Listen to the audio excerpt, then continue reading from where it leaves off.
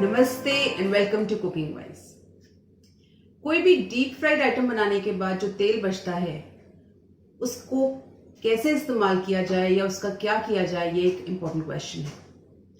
हर कोई अपने हिसाब से और अपनी समझ से उसे यूज में लाता है।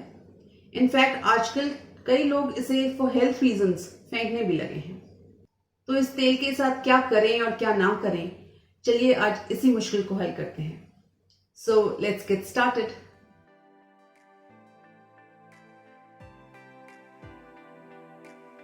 वैसे तो तेल बहुत स्टेबल होता है, पर डीप फ्राइंग का मतलब है उसे बहुत हाई टेम्परेचर पर लेके जाना।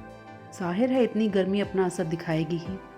तेल का ब्रेक डाउन होता है, फ्री रेडिकल्स बनते हैं, टॉक्सिन्स निकलते हैं, तेल की अपनी खूबियाँ नष्ट होती हैं और ये सारे बाय प्रोडक्ट्स हमारी हेल्थ के लिए बहुत हानिकारक हैं। दूसरी तरफ ये भी है कि कितनी बार किया भी होगा और देखा भी होगा कि किचन काउंटर पे तेल वाली कढ़ाई पड़ी ही रहती है कि कल परसों या तरसों कुछ तलना है तो इसी में तल लेंगे या उसी में से तेल निकाल के किचन में इस्तेमाल करते रहते हैं। रिसर्च कहता है कि आप डीप फ्राइंग के लिए तेल को 5 से 6 बार तक रीयूज़ कर सकते हैं। पर कॉमन सेंस तो यही कहती है कि जब पता है कि हर बार नुकसान बढ़ेगा तो इतनी दूर जाना ही क्यों है। तेल जितना जलेगा उतना जलाएगा भी, तो एक बार जले तेल को वहीं संभलने में ही समझदारी है।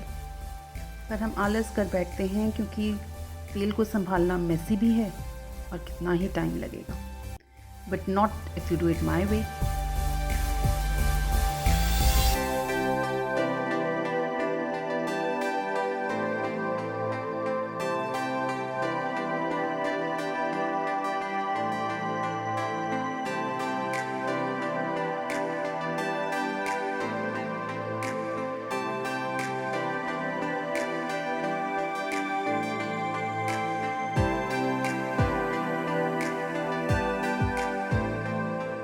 आपने देखा होगा कि फ्रेश ऑयल एक बॉटल में पड़ा रहे कितने ही समय तक वो ख़राब नहीं होता, पर अगर यूज्ड ऑयल आप किसी डिब्बे में रख दें और बहुत अच्छे से छना हुआ ना हो तो कुछ टाइम बाद या तो उस ऑयल में स्मेल आने लगती है, उसका रंग बदल जाता है, आप उस तेल को इस्तेमाल नहीं कर सकते। मैं ये समझाना चाह रही हूँ कि अगर ऑयल क्लीन और क्लियर है तो वो लंबे अरसे तक इस्तेमाल किया जा सकता है, पर जिस ऑयल में फूड पार्टिकल्स रह गए हैं वो ऑयल का ब्रेक डाउन शुरू कर देते हैं और ये ऑयल बहुत जल्दी ख़राब हो जाता है। तो जिस ऑयल को हमने एक बार यूज़ कर लिया है अब उसे तकरीबन नया बना दें ताकि पड़ा रहने पर वो जल्दी ख़राब भी ना हो और सेहत के लिए भी इतना हानिकारक ना हो। इसके लिए तेल को छानना ज़रूरी है। मोटे मोटे जले हुए फूड पार्टिकल्स तो तलते हुए साथ साथ ही निकाल लिए जाते हैं या बाद में मोटा मोटा छान लिया जाता है, पर मेन बात होती है उन फाइन पार्टिकल्स की जो उस तेल में रह जाते हैं। उन्हें कैसे हटाएं?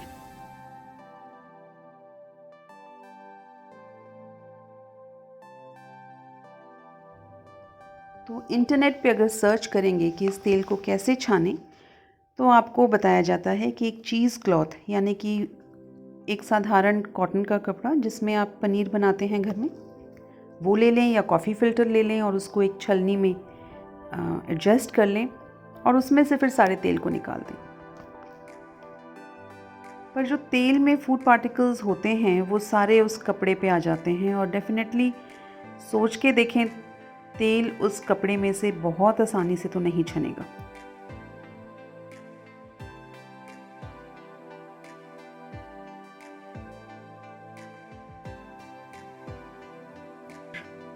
तो यहाँ साइंस और लॉजिक को अपनाएं और मेरा तरीका छानने का थोड़ा सा अलग है।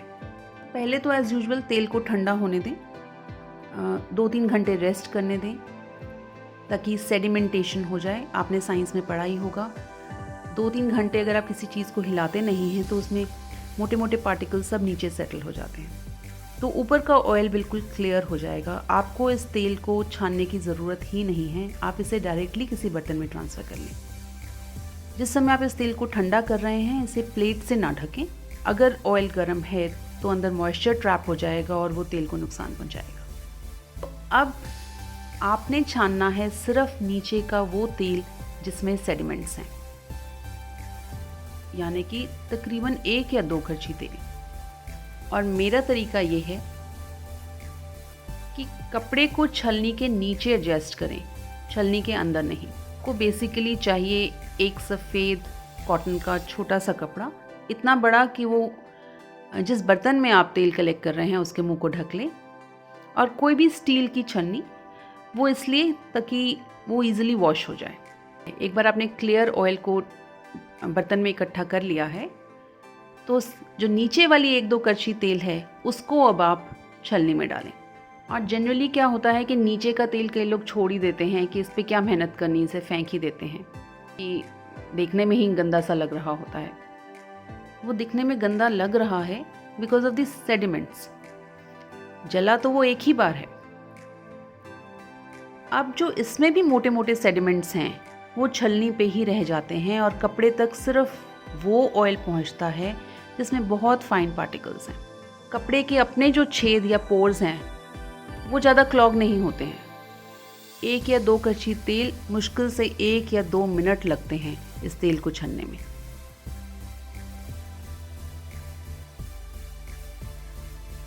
और आप इस कपड़े को इकट्ठा करके अपने हाथ से निचोड़ के ही चाहे तेल को निकाल लें तो भी पार्टिकल्स निकलेंगे नहीं, बिकॉज वो स्टिकी ऑयल में ट्रैप्ड हैं।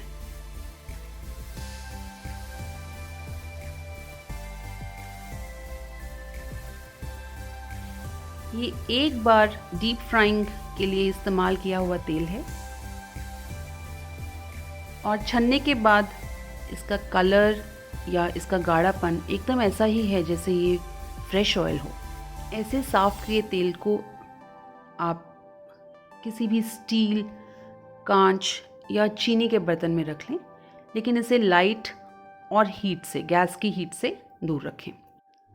अब रिसर्च कहता है कि आप इस तेल को 3 महीने तक रख सकते हैं, पर again why wait for 3 months. आप इस तेल को जल्दी से जल्दी किचन में यूज़ में ले आएं।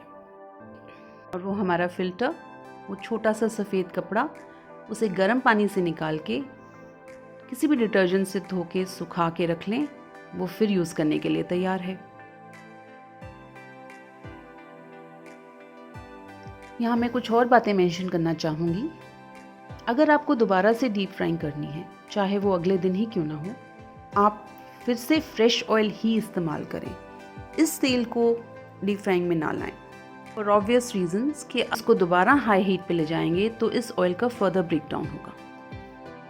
तो अगली बार फ्रेश ऑयल ही लें, उसे इस्तेमाल करने के बाद भी छान के ही रखें और अलग डिब्बे में छान के रखें। ऐसा इसलिए क्योंकि तेल खाने का रंग, स्वाद और स्मेल नहीं लेता है, और फिर कैसे तेल में क्या चीज़ कितनी देर तली है, इससे तेल में भी बदलाव आते हैं। तो अच्छा ही है कि ऐसे तेलों को मिलाया ना जाए। जो तेल जिस खाने के लिए अप्रोप्रिएट है, आप फिर उसे अपनी समझ से इस्तेमाल कर लें। और प्रायोरिटी ये भी होनी चाहिए कि जो पहले तेल संभाला है उसे पहले ही ख़त्म किया जाए। यहाँ एक और बात कहूँगी, जनरली ऐसे ऑयल में कई बार फ्रेश ऑयल मिला के फिर डीप फ्राइंग के लिए यूज़ कर लेते हैं। ऐसा भी ना करें।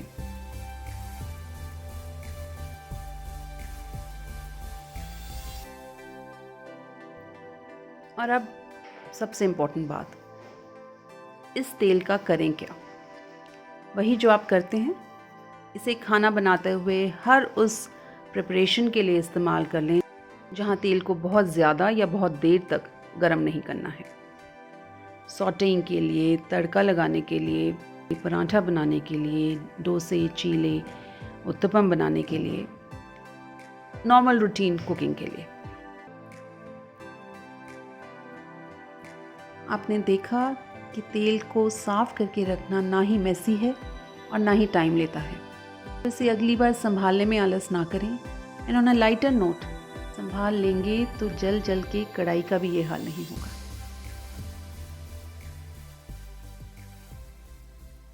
हेल्थ से ऊपर तो कुछ नहीं है, पर डीप फ्राइंग के बाद जो तेल बचता है उसको फेंक देना भी डेफिनेटली एक प्रैक्टिकल ऑप्शन नहीं है।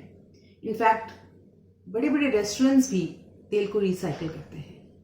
वाइज ऑप्शन यही है कि इस तेल को इस्तेमाल करते हुए कई बातों का ध्यान रखें, तेल को ठीक से संभालें और फिर जल्दी से जल्दी इस्तेमाल में लाएं। Once you do that, there's actually no need to worry. तो चलिए मिलते हैं जल्द ही एक नए वीडियो के साथ. Till then, keep following me. Stay healthy, cooking wise.